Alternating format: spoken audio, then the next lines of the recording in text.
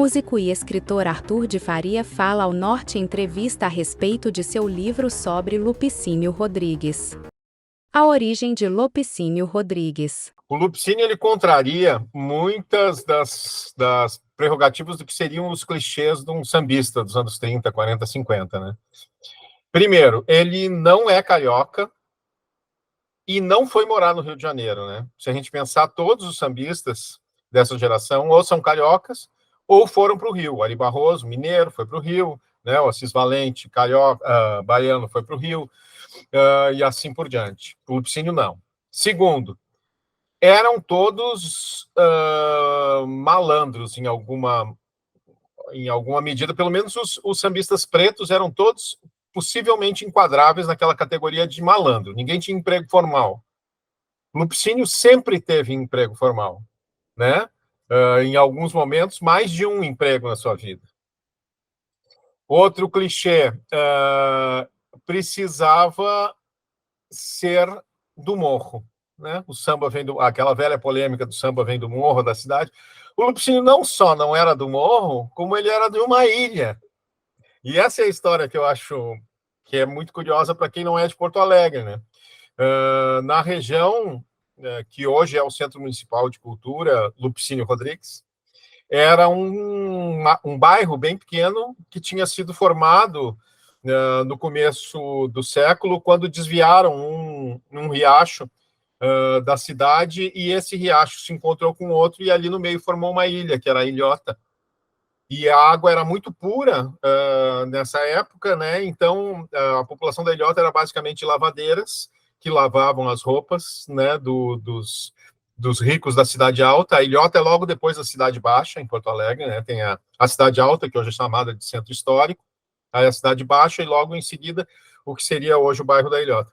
E ali era uma gente de classe média baixa que morava ali, não era pobre. Isso também é outra coisa em que o Lupicínio contradiz, de uma certa forma, o clichê do sambista negro dos anos 30, 40, 50. Ele não era pobre, a família dele era a casa dele tinha 2 pisos, era uma casa de alvenaria de 2 pisos, onde moravam 13 dos 21 irmãos, né, que ele teve.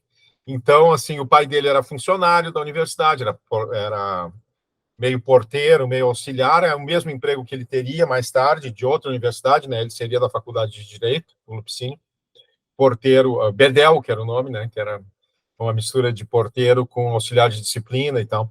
Então, tem toda essa contradição de caso, né? A Ilhota acabou sendo desmanchada quando recanalizaram um dos riachos em linha reta, que hoje é o Arroio Dilúvio, né, que sempre se chamou Arroio Dilúvio, inclusive porque ele alagava e inundava a Ilhota, mas passou a se chamar Riacho Ipiranga, que tem na Avenida Ipiranga, que é uma avenida importante da cidade, em linha reta.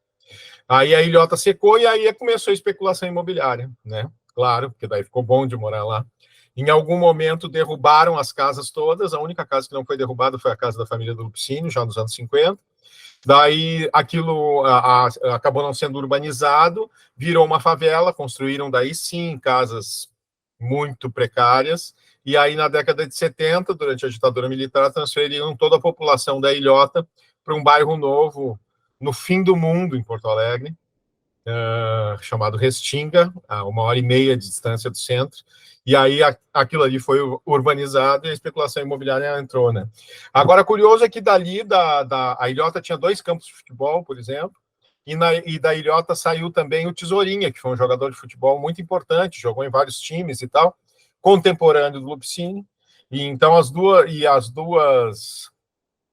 equipamentos municipais que tem ali são o ginásio Tesourinha e o Centro Cultural Lupicínio Rodrigues.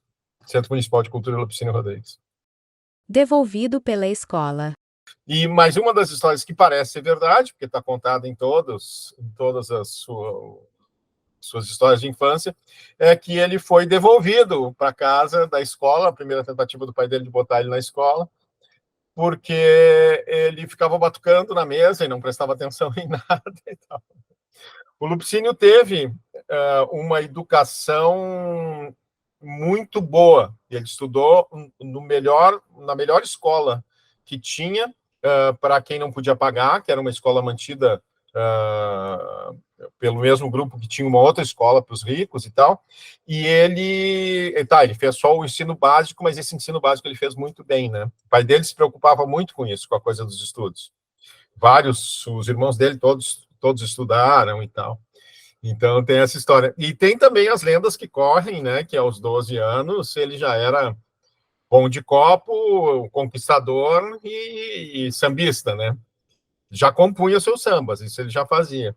E era o pai dele alterou a carteira de identidade dele, botando que ele era mais velho para poder alistar ele no exército, para ver se dava uma disciplina para ele.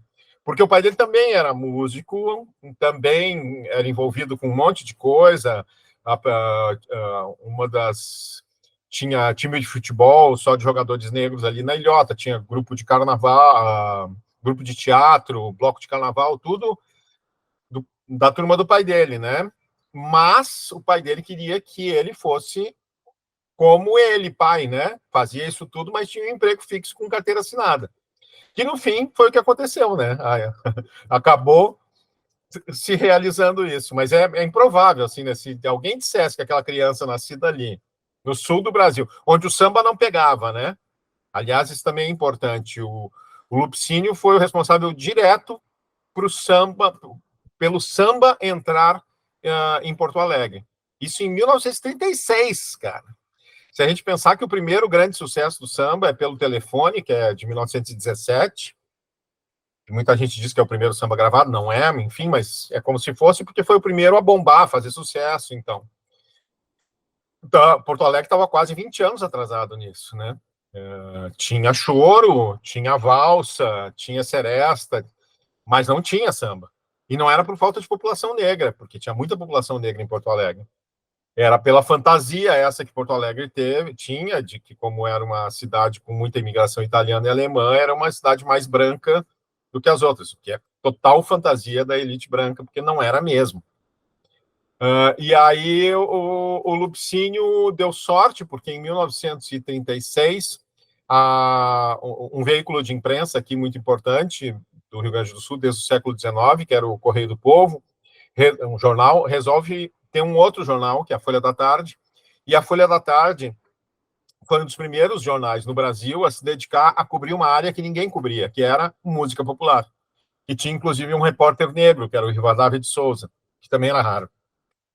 E aí, o que eles resolvem? Uma das primeiras missões que o Rivadavia se coloca foi descobrir se tem samba em Porto Alegre. E aí chegou no Lupicínio. E aí o Lupicínio virou, assim, a estrela do jornal. O jornal fez um monte de matérias com ele, e aí, a partir daí, que ele começou a ficar conhecido. Primeiro na cidade, né? Isso antes de ter gravado qualquer música e tal. Aí, logo em seguida, ganhou... Aliás, no ano anterior tinha ganho um concurso que era em homenagem aos 100 anos da Revolução Farroupilha, em 1935. Ganhou com uma música sua, e aí foi indo, né? Foi começando a construir a sua carreira a partir daí. Mas o samba se torna popular em Porto Alegre junto com o Lupicínio. E aí tem uma coisa também que eu acho curiosa, porque no Brasil inteiro, né? Mas eu posso falar de Porto Alegre porque eu estava aqui. Na segunda metade dos anos 80, ali de 85 a 90, todos os universitários porto-alegrenses do sexo masculino queriam ter uma banda de rock. Todas as garagens da cidade tinham uma banda de rock.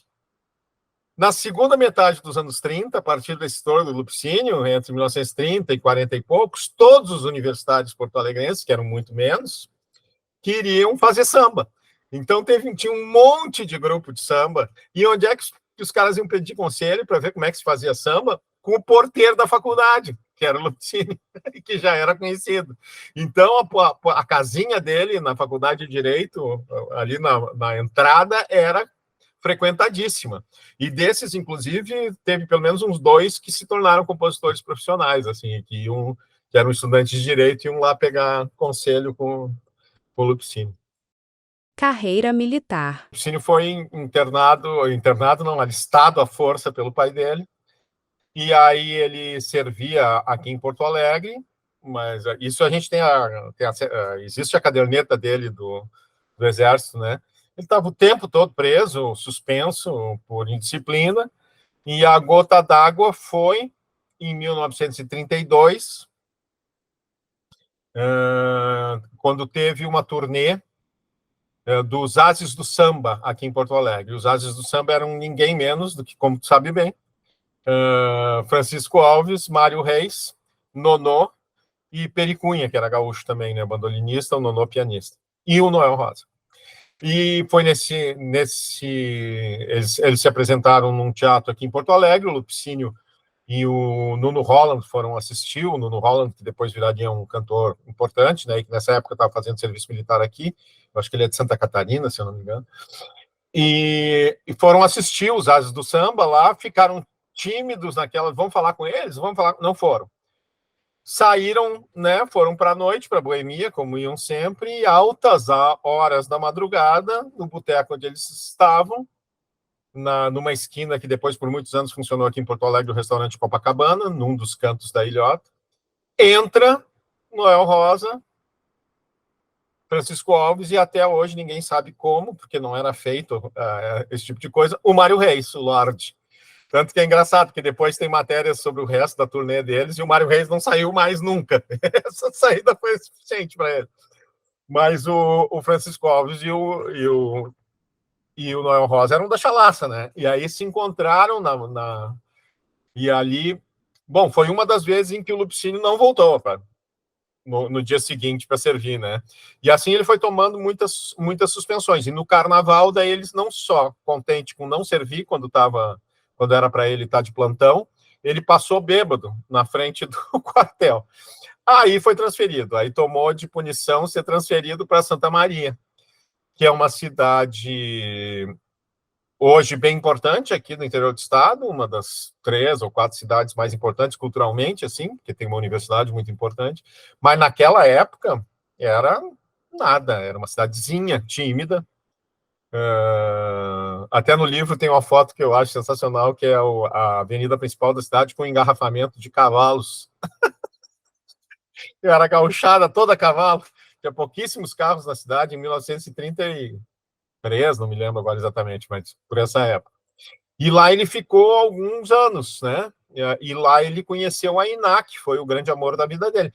Numa coisa, as histórias que ele conta, né? E depois, hoje, arrepiam os cabelos da gente, né? Porque ele tinha 18 anos, 19, e ela tinha 13, né? Então, mas botou o olho, começou a namorar, e aí eles foram namorando, e ele se apaixonou muito pela Iná e tal. Só que ela queria casar e ele não queria, né? Depois ele veio, em 1975 ele veio para Porto Alegre, porque Porto Alegre estava fervendo em 1975 com essas comemorações dos 100 anos da Revolução Farroupilha. Tinha sido inaugurada a Rádio Farroupilha, que era uma rádio veio assim para arrebentar, com muita grana, com muita estrutura, contratando um monte de gente, num esquema já bem profissional de rádio. Tinha outras emissoras, tinha uma outra emissora antes, que era a Farroupilha, mas que era num formato mais amador. Teve uma grande feira no Parque da Redenção, que foi urbanizado para isso, uma feira incrível, tinha um cassino gigantesco ali, um monte de atividades comemorativas, e aí o Lupicínio naquela, não, estou perdendo isso, não é possível. Ele chegou, inclusive, a ir para a Revolução de 32, né, para combater como força legalista, para combater a Revolução de 32 dos paulistas e tal, mas não chegou a entrar em batalha ali, porque ele foi promovido a cabo. Mas aí voltou para a cidade, trouxe a família da Iná, mas a Iná seguiu querendo casar com ele, e ele não querendo casar, e até que ela decidiu que ela ia casar de qualquer jeito, com ou sem ele, e casou com outro. E, para a ironia do destino, eles moraram perto o resto da vida, né? E a Iná era muito amiga das irmãs dele, então eles acabavam se encontrando e tal. O filho da Iná é um dos depoimentos mais legais, assim, do livro, assim, ele conta que era inegável, assim, que a mãe dele gostava do Lupicínio e não do pai dele, né? E o Lupicínio também, o tempo todo, ficou... Os amigos mais próximos dele, o Johnson, que era o amigo mais próximo, dizia, cara, disse numa entrevista, né? Amor mesmo, ele só teve um, que foi a Iná. O resto eram as outras histórias, assim. Mas essa é aquela paixão, como diria o gaúcho Cledir, né? Uma paixão mal resolvida, dessas que a gente tem ciúme, se encharca de perfume, faz que tenta se matar, era o caso da Iná. O samba em Porto Alegre. já se comprava muito disco, mas as gravadoras quase não mandavam discos de samba para cá, porque não vendia mesmo. Mas tinha uma tradição que vinha, que tinha pelo menos 10 anos, que vinha da metade dos anos 20, das jazz bands. Porto Alegre teve uma febre gigante de jazz band, motivada principalmente pela passagem dos Batutas do Pixinguinha, né? Quando eles vieram a Porto Alegre inaugurar o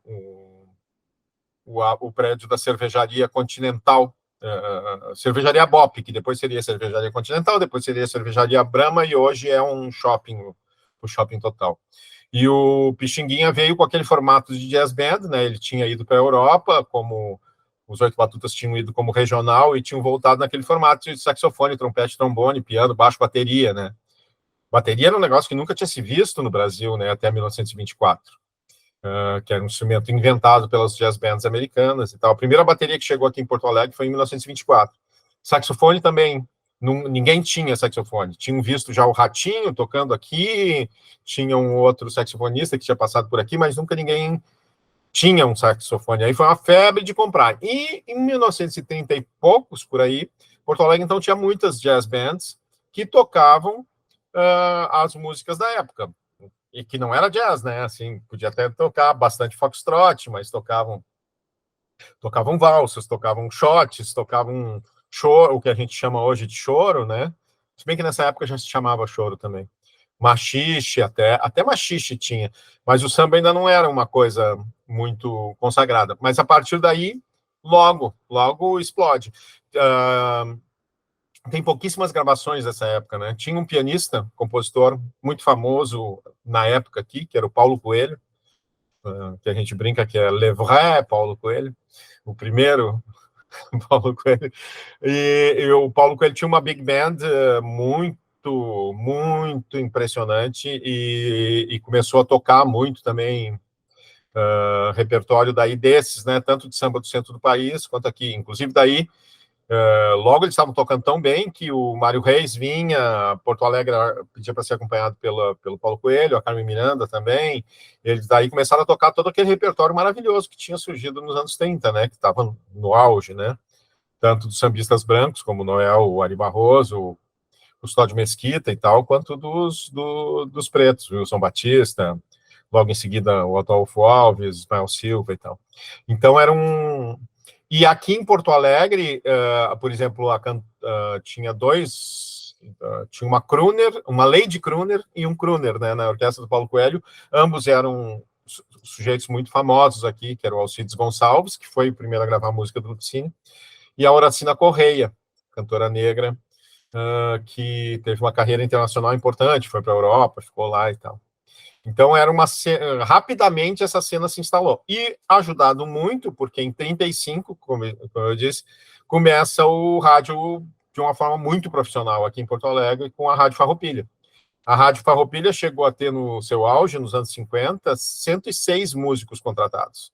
Tinha uma orquestra sinfônica, tinha uma jazz band completa, tinha os grupos regionais, tinha os cantores, tinha os solistas, tinha trio, e nessa época eles contratam a orquestra do Paulo Coelho, e mais um monte de gente, e o repertório de rádio sempre é de hit, né? E os hits da época, no Brasil, era o samba, né?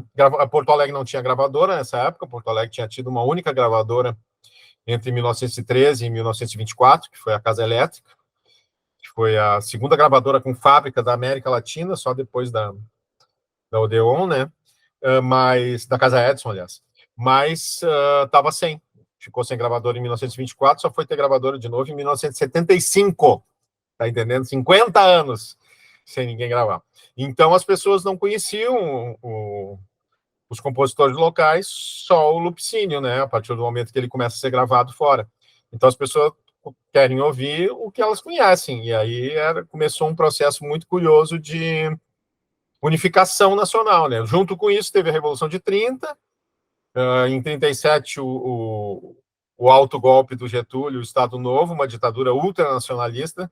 O Getúlio sempre foi muito próximo da música, das artes em geral, da indústria cultural, que ainda não se chamava assim, mas sempre teve a ideia de ter os artistas próximos a ele e resolveu incentivar muito o samba como um veículo de unificação nacional, e aí já viu, né? Eu não sei como foi em outros lugares, tem muita curiosidade de saber Eu sei como foi aqui, sei como foi no Recife, que Recife resistiu bem a essa unificação, até porque teve o frevo, né? Teve grandes maracatu, mas no Rio Grande do Sul foi avassalador essa entrada da música carioca como se fosse sinônimo de música brasileira, o que até então não era, né? Isso vai se dar a partir dessa metade dos anos 30 aí. De repente, música brasileira é só a música feita no Rio de Janeiro. E como o Rio de Janeiro tinha essa gigantesca, extraordinária invenção das maiores da cultura do século XX, que era o samba, era óbvio que ia ser o samba que ia ser usado como veículo de unificação nacional. E aí era ame ou deixo, né? Daí todo mundo passou a compor samba aqui em Porto Alegre. Poemia. O Lupicínio dizia que ele não era cantor, não era compositor, não era artista, que ele era boêmio. Boêmio era a definição dele, era o que era mais importante, mais central na vida dele. E Porto Alegre tinha uma boemia nessa época, pelo menos, dos anos 30 até os anos 70, finalzinho dos 70, que era muito diferente da boemia do Rio de Janeiro, por exemplo, né? E diferente, pelo pouco que eu sei, da boemia de São Paulo também, porque era uma boemia funcionária. Como que os caras conseguiam conciliar isso, eu não sei, mas os caras trabalhavam durante o dia, com carteira assinada, cartão ponto, e iam para a boemia. E não era boemia de terminar cedo, era boemia de noite adentro, né? Na época em que o Lupicínio teve em baixa, assim, que foi basicamente nos anos 60 até o comecinho dos anos 70, porque também é fácil de entender, né? Não só ele, como praticamente toda a geração dele, né? Porque daí em 58 teve a Bossa Nova, começou a entrar o rock no Brasil, em 65 a Jovem Guarda, música de protestos, festivais, 67 a Tropicália, a música brasileira virou o avesso, né? Só vão prestar atenção de novo nesses caras pré-Bossa Nova lá na virada dos anos 60 para os 70, quando esses caras começam. O Lupicínio só foi redescoberto mesmo, assim, começar a fazer sucesso de novo, tipo, 2 anos antes dele morrer, em 74, né? Mas nesse período, principalmente, que ele estava esquecido, ele era dessa turma dos velhos boêmios de Porto Alegre, né? Um mundo que tinha umas peculiaridades que eu acho muito curiosas, assim, por exemplo,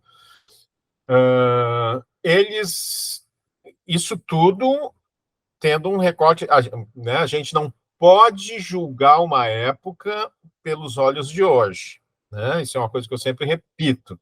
Em cada época, hoje, em 2024, tem gente que tem muito o espírito da época, né? Não é super moderno, nem é refratário à novidade, super careta, conservador. Tem gente que é para frentex, como a gente diria, né? Que é a gente para frente, né? E tem gente que é muito para trás, né? Toda a época foi assim. Então, se a gente pega, por exemplo, o Dorival Caymmi, que para os anos 50, os anos 40 era um sujeito nada machista, ele vai só machista hoje, mas se tu compara com os outros caras da sua época, ele não era machista, né? Tudo isso eu digo para dizer o seguinte: dentro desse contexto da noite, da boemia porto-alegrense, dessa turma, eles aparentemente, por todos os depoimentos que eu tive, não tinham preconceito de cor, por exemplo. Não fazia diferença se o Lupicínio era preto, se o Alcides Gonçalves era branco, dentro do conceito da época, né? Hoje soariam horrorosas coisas, como o Lupicínio mesmo dizendo, sabe como é preto quando não faz a entrada, faz a saída. Ele mesmo dizendo esse tipo de coisa, né? Mas para o contexto da época, nenhum deles era tratado diferente por ser preto ou ser branco. Outra coisa, não tinham preconceito de gênero, né? O melhor amigo do Lupicínio, o Rubens Santos, era declaradamente gay. Assim, toda a turma sabia que ele era gay. Preto e gay. E tem fotos lindas deles, assim, o Lupicínio sentado no sofá, o Rubens deitado no colo dele, sabe? Uma coisa que se o cara tivesse preconceito desse tipo, jamais, não, imagina, sai do meu colo, viado, sabe? Esse tipo de coisa. Então, realmente, não tinha essa coisa. O que tinha? Um machismo além da conta. Aí sim, né? Se por esses outros lados eles estavam à frente do seu tempo, na categoria machismo, eles estavam bem atrasados com relação ao seu tempo. Eles eram muito mais machistas do que a média. Então, assim,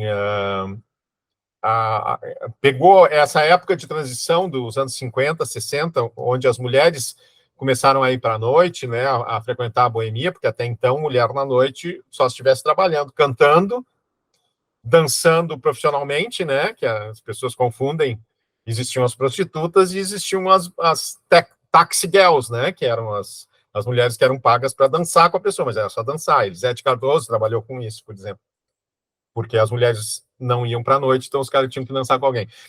E essa emancipação feminina, assim, aqui em Porto Alegre, vem um pouco mais tarde, mas é final dos anos 50, começo dos anos 60. Mas para eles parece que não chegou. Então eles seguiam vivendo num mundo hiper machista. Tanto que eu vejo, inclusive, isso, né? Os depoimentos, eu falei com o Lupicínio, eu não alcancei, né? Claro, ele morreu em 74, eu tinha 5 anos. Mas como eu venho escrevendo e pesquisando isso há muito tempo, eu era muito amigo do Túlio Piva, que era o contemporâneo do Lupicínio e o grande sambista porto-alegrense depois do Lupe, né? Eu toquei bastante com o Túlio e tal, conversei muito com ele e tal. Tinha também as mulheres da turma, que eram basicamente duas grandes cantoras, a Zila Machado e a... Ah, meu Deus, me deu um branco agora, mas já vou me lembrar. E essas duas cantoras, Lourdes Rodrigues, a Zila Machado e a Lourdes Rodrigues, ao contrário de todos os homens pretos da turma, diziam sim, tinha preconceito, sim. A gente sofria preconceito por ser mulher e por ser preta. Então, olha como é maluco. O álibi de ser homem, o cara podia ser preto, podia ser gay, mas não podia ser mulher. Né? Isso são esses detalhes de peculiaridades de cenas, né? Essa cena boêmia é muito... Outra coisa é de renda também, né? Não tinha um preconceito de renda, tinha gente muito rica e gente muito pobre frequentando a mesma boemia, né? E era um trajeto que aqui em Porto Alegre, eu não me lembro exatamente, mas no livro tem, eu calculei isso, mas era um trajeto de menos de 2 quilômetros, assim, que eles faziam praticamente toda noite, indo, todos os bares ficavam nesse raio, assim, que eles iam transitando de um para o outro e tal. O compositor e o racismo. Nós estamos falando num contexto de boemia, e durante o dia ele trabalhava nessa época na SBACEN, ele era diretor da SBACEN, que era a Sociedade Arrecadadora de Direito Autoral, e na noite ele tinha suas casas noturnas. Em algum momento ele chegou a ter 3 empregos, né? Mais a aposentadoria de Bedel que ele tinha e tal, enfim.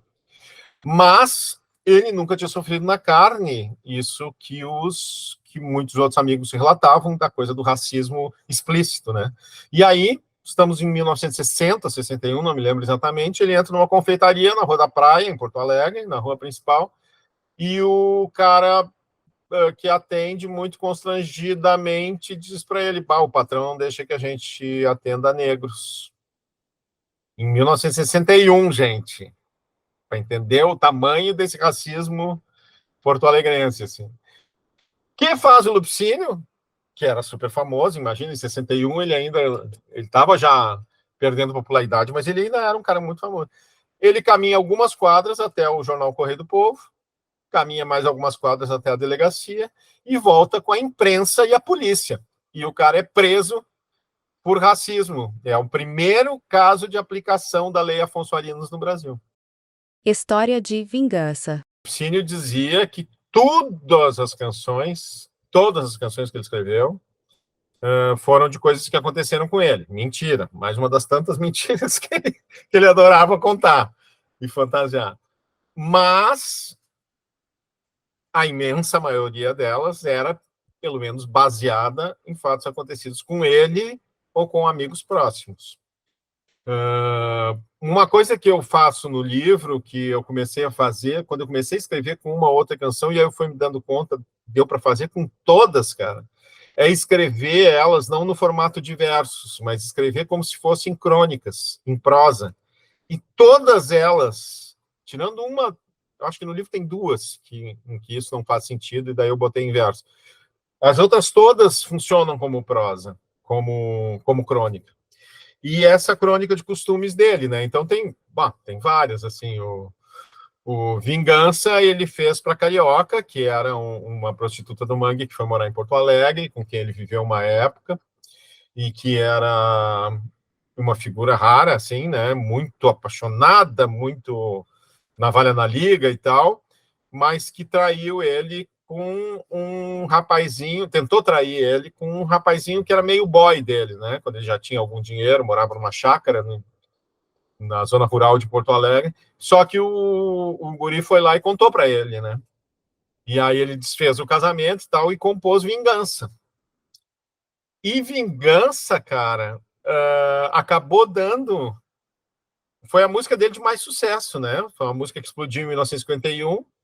Imediatamente teve uma versão em espanhol, em tango, na Argentina, pelo Alberto Marino, que é um cantor muito famoso de lá, e que a imensa maioria dos argentinos que conhecem essa música fez muito sucesso, nem sonham que ela não foi composta com um tango e por um argentino, né?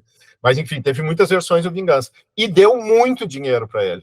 E daí o que ele fez? Ele comprou o carro mais caro e mais bacana de Porto Alegre naquele momento. Foi o carro que acompanhou ele depois pelos 20 anos seguintes, que era uma Hudson de teto conversível, um carraço, assim, e que ele batizou de Vingança.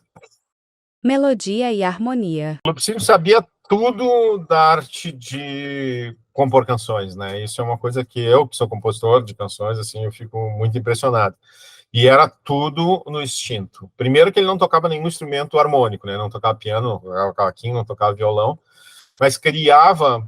Muita gente tem a ilusão de que as músicas do Lupicínio eram feitas por outros. Na verdade, 80% das músicas do Lupicínio ele fez sozinho, letra e música. E várias das que têm as melhores melodias, né? E ele tinha uma coisa muito impressionante, que ele tinha o desenho do que seria o acompanhamento, né, que a gente tecnicamente chama de harmonia, mas são os acordes lá que o violão ou o piano fazem de acompanhamento. Ele tinha isso muito claro na cabeça dele, porque ele ia desenhando as melodias, às vezes elas desenham inteirinho o acorde, assim, era uma coisa de um instinto mesmo. É gênio, né? Eu sempre digo que o cara, para fazer uma música complexa, ele não precisa talento, ele precisa estudo. Agora, se ele consegue fazer uma música complexa que pareça simples, sem estudo nenhum, o nome disso é gênio, né? Então, é o caso dele, o caso do Lamartine Babo, que também não tocava instrumento nenhum, né? E fazia umas melodias incríveis. Pega, assim, o Ari Barroso, que estudou música, muita música, né? E o Lamartine Babo, que não tocava nada, não sabia nada, os dois compuseram juntos Serra da Boa Esperança, e a música é do Lamartine Babo, não é do Ari Barroso. Então, assim, é coisa do gênio mesmo, né?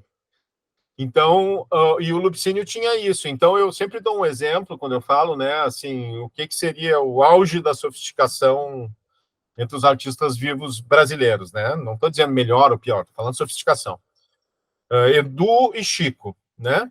Edu Lobo e Chico Buarque. Edu Lobo e Chico Buarque compuseram juntos Beatriz. Beatriz é uma canção que na palavra céu tem a nota mais aguda da sua melodia e que na palavra chão tem a nota mais grave da sua melodia. Edu Lobo fez faculdade de música numa das melhores faculdades de música dos Estados Unidos. O Chico é o Chico, né? Uma vastíssima erudição e um cara que sabe tudo, inclusive de harmonia, de melodia, sempre emulando o Jobim. E eu descobri não faz muito tempo que ele estudou escondido depois de velho. Ele estuda. E aí o Lupicínio tem várias dessas, cara, só na intuição. Por exemplo, Torre de Babel é uma música que vai contando como a torre foi construindo e vai subindo, e a melodia vai subindo junto, né? Essa noção da pergunta, né? Que é uma coisa que sempre me chama a atenção, né? Quando tu pergunta, e me parece que não só em português, mas a melodia sobe, né? Eu te pergunto, por exemplo, você sabe o que é ter um amor, meu senhor? Né? Senhor, senhor, você sabe ter loucura por uma mulher? Se eu estiver afirmando, a melodia vai descer. Se eu disser, você sabe o que é ter um amor? Ter loucura por uma mulher, você sabe.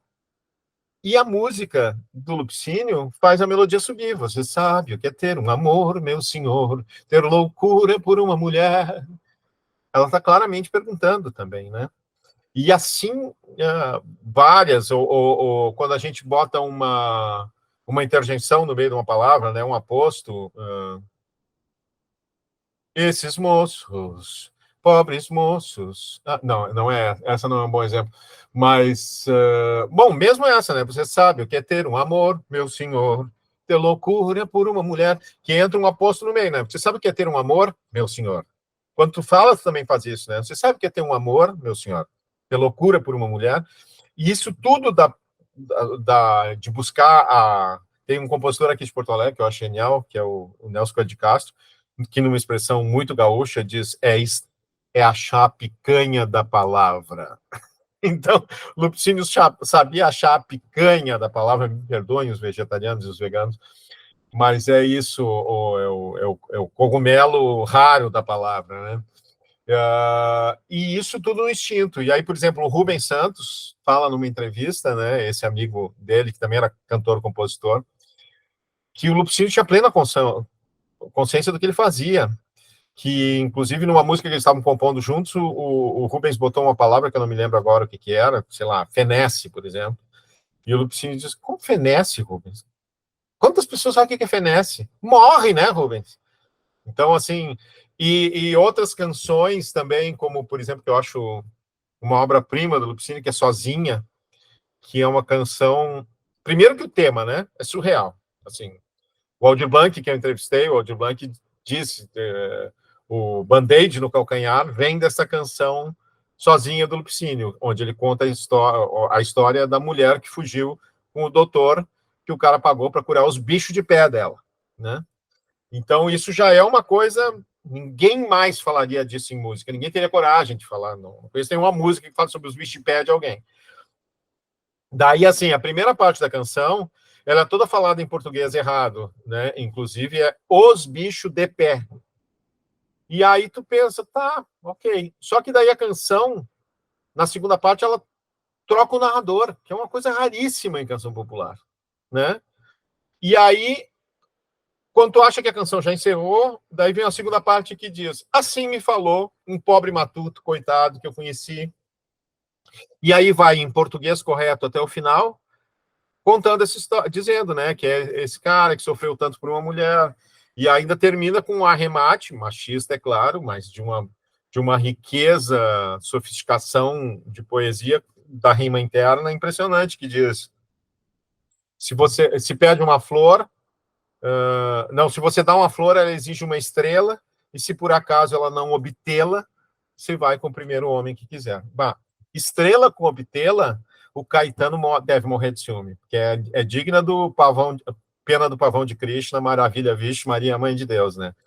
Porque é assim, e isso tudo sacada do nada. Outra coisa, ao contrário de 90% do samba da sua época, a imensa maioria dos sambas do Lupicínio não são no esquema de estrofe e refrão. Eles vão contando uma história.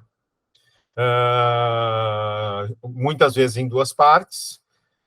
Em algumas vezes a melodia nunca repete, ela vai indo sempre para frente, porque o que interessa para ele é contar aquela história da forma mais plausível possível. E como ele não tocava nenhum instrumento desses harmônicos que as pessoas usam, porque quando tu vai tocar, te acompanhar, assim, tem os caminhos já prontos, né? Por exemplo, sei lá, o samba clássico, o choro, né? O choro tem, sei lá, 10 possibilidades de harmonia diferentes, não mais do que isso. Então o cara vai compondo, ele já vai entendendo aquilo, já vai botando quadrado, né? Direitinho, são 16 compassos na primeira parte, 16 na segunda. Tudo. O Lupicínio não tem isso. A mesma coisa com o samba clássico. O Lupicínio não tem isso. Muitas vezes as fórmulas são ímpares, né? Não tem rima muitas vezes, porque o interesse dele era contar aquela história. Era que a música ajudasse ele a contar aquela história. O texto estava sempre mandando. Mas, mesmo assim, tem vários discos instrumentais gravados nas últimas décadas, só com músicas do Lupicínio. A cada tanto, algum grande artista da música instrumental grava uma música do Lupicínio, sem letra, portanto, né? E tu não vê isso acontecer, por exemplo, nem com Noel Rosa, nem com o Ari Barroso. Porra, Ari Barroso, entendeu? Nem com Lamartine Babo, nem com nenhum desses grandes compositores, nem com Cartola. Então tem uma coisa de uma raridade melódica mesmo do Lupicínio que que é mesmo muito original, assim, que é uma coisa de uma assinatura dele, né? Tu sabe, tem músicas que são inequívocas, mesmo que tu não soubesse que era do Lupicínio, quando tu vai ouvir, tu pensa, bom, só pode ser do Lupicínio. Nenhuma outra pessoa teria nem essa ideia para a letra, nem essa ideia para resolver essa melodia, ou muitas vezes não resolver, né? Hino do Grêmio. E essa história do hino é muito curiosa, assim, né? E sobre muitos aspectos. Primeiro, assim, que o Hamilton Chaves, esse de quem eu já falei, né? Para quem ele escreveu esses moços, o Hamilton estava com ele na mesa do boteco quando vieram dizer para o Lupicínio que encomendar para que ele fizesse o hino do cinquentenário do Grêmio. O hino anterior do Grêmio era tão ruim que ninguém lembra. Não tem nenhuma gravação, ninguém lembra do hino. Eu tentei achar alguém que soubesse, ninguém lembra. O hino que ficou como hino do Grêmio, na verdade, é o hino do cinquentenário, composto em 1953. E aí o Lupicínio fez ali mesmo, na mesa do bar, o hino. O Hamilton Chaves disse para ele, cara, tá muito ruim isso. Tá muito ruim. E ele disse, não tá ruim não, tá bom. Saiu dali, foi direto para a Rádio Gaúcha, cantou já para um maestro, ou para a Rádio Farroupilha, não me lembro agora. O cara já fez o arranjo na hora, eles já gravaram com a orquestra, num acetato não comercial, assim, né? E já no jogo seguinte do Grêmio já tocou nos alto-falantes do estádio o hino que o Lupicínio tinha sido encomendado e feito, né? Papum. Mas o que causou muita polêmica na época é que estamos em 1953 e o Grêmio, o futebol porto-alegrense, não aceitava, em 1953, nem sócios, nem jogadores negros. Ao contrário do Sport Clube Internacional, que já aceitava isso há muito tempo. O Grêmio foi o último time brasileiro a aceitar sócios e jogadores negros. Qual foi o primeiro sócio negro? Lupicínio, depois do hino. Qual foi o primeiro jogador negro contratado? O Tesourinha, que também era da Ilhota, e que nessa época estava jogando ou no Vasco ou no Internacional, não me lembro, e o Grêmio contratou. Umas 2 ou 3 semanas depois, teve um pedido dos torcedores do Grêmio, publicado nos jornais, dizendo que basicamente que eles eram completamente contra aceitar torcedores e jogadores negros. E em 1953. E aí, anos depois, o Lupicínio escreveu uma crônica, né, chamada Porque Eu Sou Gremista, onde ele finalmente explicou isso, né, porque que ele não era, como a imensa maioria da população negra dessa época, torcedor do Internacional e sim do Grêmio. Porque muitos anos antes, na década de 10, quando foram organizar os primeiros campeonatos de futebol em Porto Alegre, o pai dele tinha um time só de jogadores negros, ali da Ilhota, e quem não aceitou que o time se inscrevesse na liga foi o Sport Clube Internacional. Então ele guardou essa mágoa profunda e passou para o filho, né? Então ele passou a ser gremista, mesmo que o Grêmio também não tivesse jogadores negros, nem aceitasse sócios, mas não tinha quem tinha barrado o time deles de jogar na liga. Que até umas pessoas passaram a se referir como a Liga da Canela Preta, porque daí fizeram uma outra liga dos times negros, né? Dos times de jogadores negros e tal. Uma das coisas que eu descobri é que nunca existiu essa Liga da Canela Preta, nem na época ninguém falava, foi uma construção posterior, assim, de se chamar isso, mas de alguma forma dá uma boa ideia do que era o contexto, né? Então tinha o campeonato dos brancos e o campeonato dos pretos. Então essa é uma das tantas contradições dessa figura. E ele era muito, muito, muito gremista, né? Tanto que ele foi velado lá no Olímpico, né? No Estádio Olímpico.